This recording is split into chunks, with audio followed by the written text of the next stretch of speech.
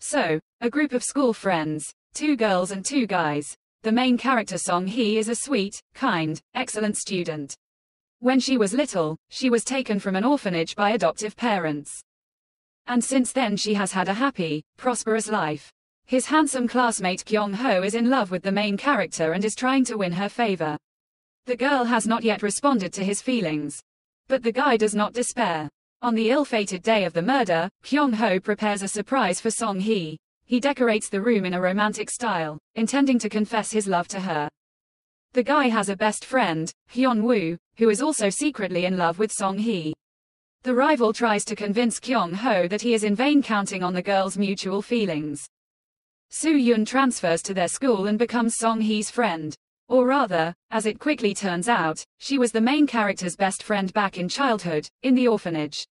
For some reason, Song-hee does not immediately remember her. But Soo-yoon could never forget Song-hee, because she considers her friend to be guilty of the accident that happened to her at the orphanage. What happened to her, you will find out if you watch the drama. And I will tell you about Soo-yoon's strange character.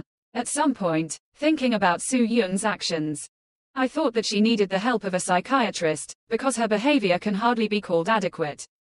One might think that the accident that happened to Soo-yoon made her angry. However, episodes from her childhood convince us that the girl has always been strange. Her behavior and stories about her parents make us think that something is wrong with her. Soo-yoon is excellent at psychologically manipulating her friend.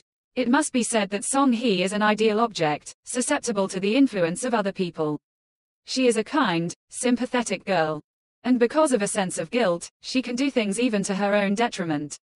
It's scary for Song-hee, because she's caught between 2 fires. On one side is a psychopathic friend. On the other are loving, tyrant parents who can't be disappointed. Why the series is called Ideal Family becomes clear from the events that followed the tragedy. Here it is necessary to say a few words about the adoptive parents of the main character. Her father is a lawyer and her mother is an exemplary housewife. They're an ideal married couple. They treat each other and Song-hee with care and love. The family is financially secure, they live in their own house. They have surprisingly impeccable relations, there are never any quarrels. Always pleasant conversations. Joint family breakfasts are like a beautiful advertising picture, and indeed, on the surface, an ideal family. From the moment of Kyung-ho's murder, Song-hee's family begins to act to preserve their unblemished reputation. As often happens in dramas, the characters turn out to be ideal only on the surface. What Song-hee's outwardly sweet, exemplary mother did after her daughter's friend was murdered was unexpected for me. And the main character was simply shocked. In an instant, the mother turned into a cruel and thoughtful character, capable of doing terrible things in cold blood. I found the crime story interesting. The plot is gripping, with unexpected twists, the episodes fly by unnoticed. It is difficult to predict the subsequent action, and even more so it is impossible to determine the ending. The series, of course, is a bit heavy due to the tragic events that are taking place.